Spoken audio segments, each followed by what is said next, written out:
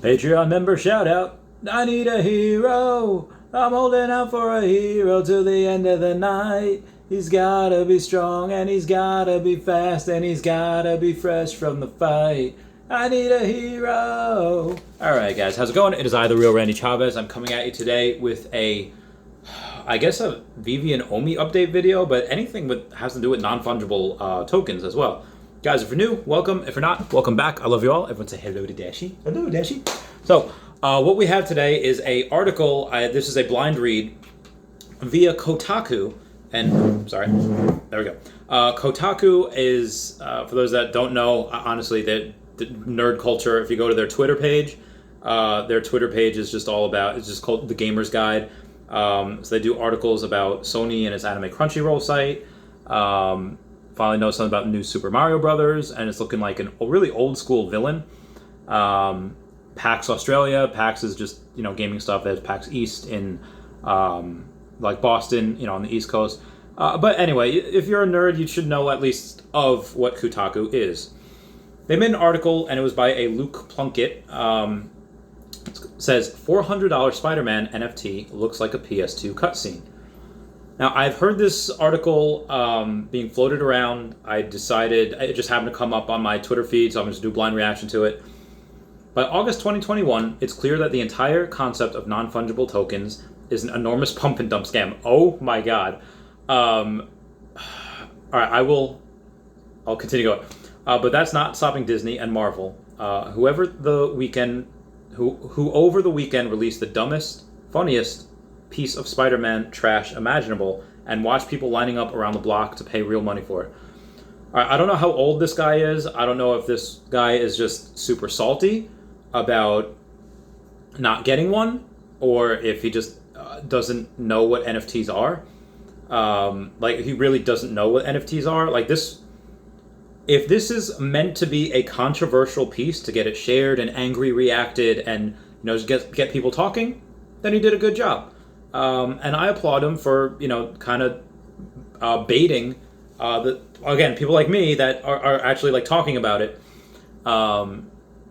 He did a good job of getting people to talk about it. But if it's like supposed to be like a journalistic effort to have journalistic integrity, this person just absolutely crapped the floor. Like, this is not, that whole first paragraph is not good journalism at all. Like, that is the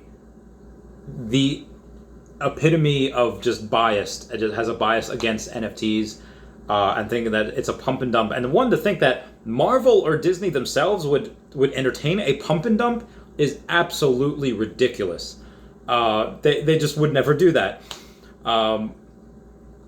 But yeah, so they said it's released the dumbest, funniest piece of Spider-Man trash imaginable. Now, just breaking that down, what would be a dumb Well, I can't really think of a dumb Spider-Man game, because all the Spider-Man games I played are pretty good.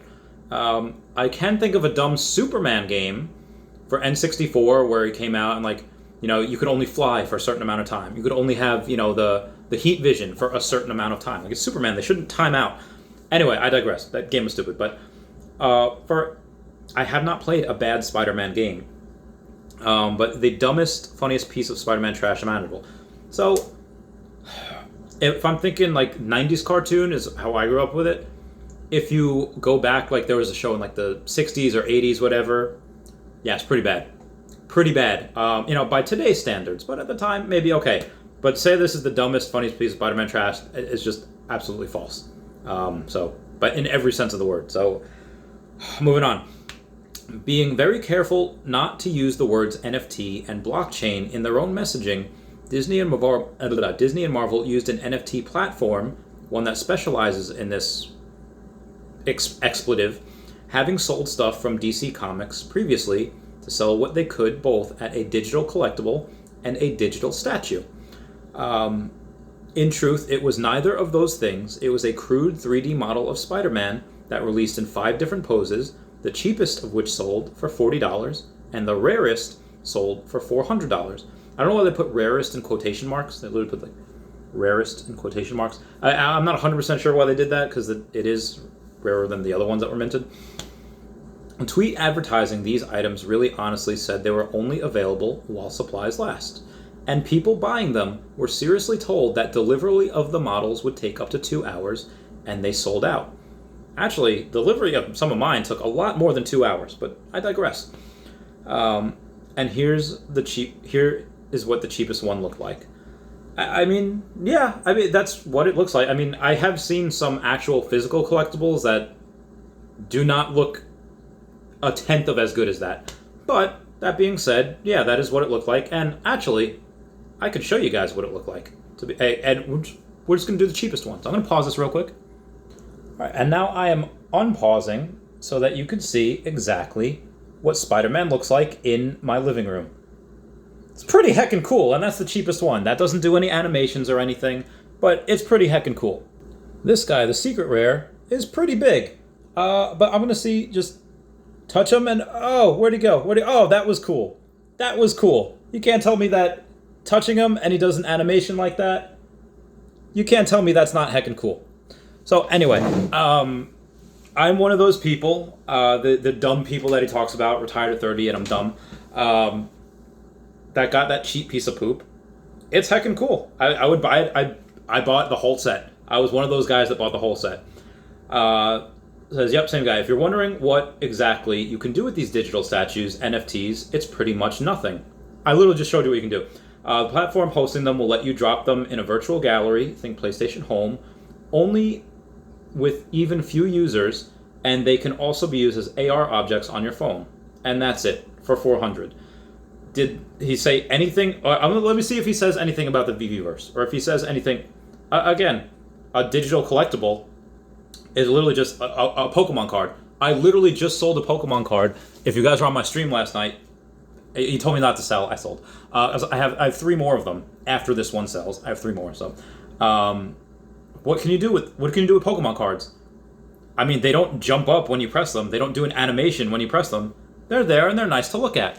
Spider-Man is nice to look at. Looks very good next to Dashi. We'll have that at some point in the future as well. Maybe I'll have a Dashi NFT in the Veveverse. The idea is that these are limited is laughable.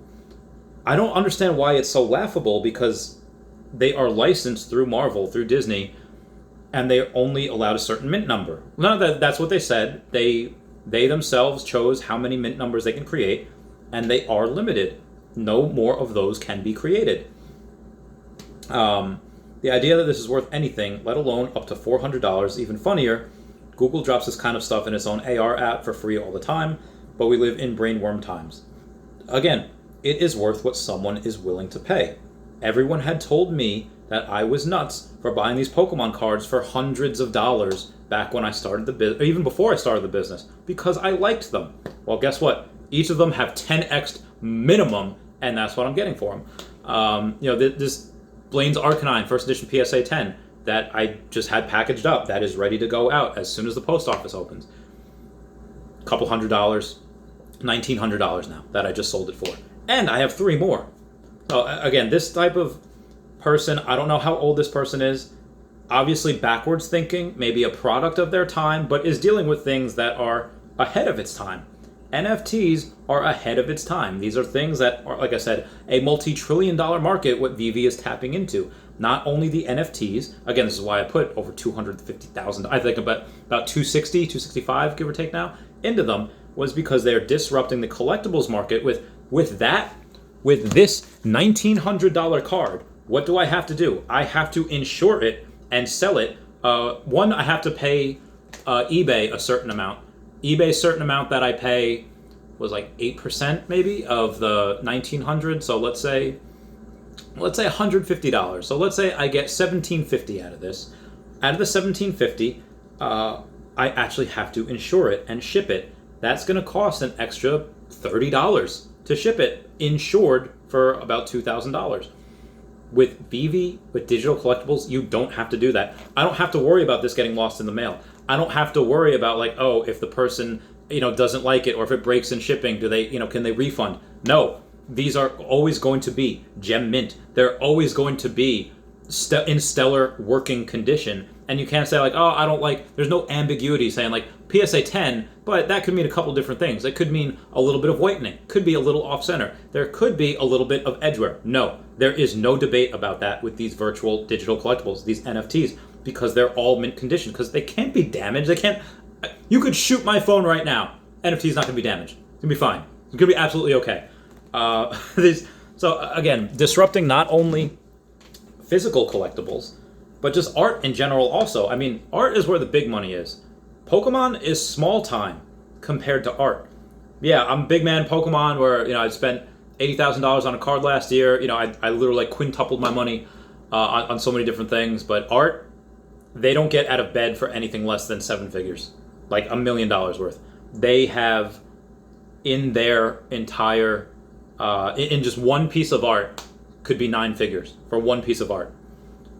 So, yeah, is disrupting art too. Because again, when you have Banksy saying like, yeah, we're gonna make a painting, and then we're gonna destroy the painting after it sells and make it into an NFT, like that. This is what we're capturing. It is a new wave, and people are talking about NFTs, and they're talking about Veve and all of this, just the same way they were talking about Bitcoin all those years ago. I'm going to move on with this. It says, please note that is more money than you would pay for an actual Hot Toys Spider-Man figure. It is, because those Hot Toys Spider-Man figures are made by the tens of thousands, if not hundreds of thousands, if not millions, for little boys to go and play with. And little girls and little people that just, gender, whatever. That there's made in the millions. These are only a certain number of them. And again, what I can tell you from Pokemon, if there's a certain finite amount of them, all it takes is a couple of rich people, not even rich people, people like me, that is going to pay for them, and it's going to be like, hey, you know what? I like the Spider-Man. There's only a certain amount. I want them. There was only 1,000 of those secret rares. Actually, 910, because 90 were taken for some of the Akomi fam, the giveaways and all that. The Akomi founders and the giveaways. There's a lot more than 910 Spider-Man people. Like, not only just for dads that want to share that with their kids, and again, parents with their kids, not just dads, it could be moms too with their daughters, but let's just say parents with their kids that want to be able to say, like, share that Spider-Man secret rare. There's only a finite amount. There's a lot more than 910 families that want that. There is, I'm going to say, millions. Probably millions that would want that. And kids in general, yeah, millions. You're not cool unless you pee your pants. That was that Waterboy? I forget what Adam Sandler movie that is. You're not cool unless you have the newest Veve NFT, the newest drop, the newest animated secret rare. Moving on. Oh, that was it. Yeah, so that was it from this guy. So this is a lot longer than I expected it to be. This guy, again, if Luke Plunkett had made it so that people would talk about this because of the controversy, Luke, good job. You have my congratulations. You really do. If this was made to try to educate people, Luke, you're a dumbass. Like, I probably would get demonetized for that. I don't care. Absolutely horrendous journalism. Luke should not be in charge of anything, much less writing for Kotaku. Kotaku, change your writers. That was ridiculous. Bye, guys. Meow.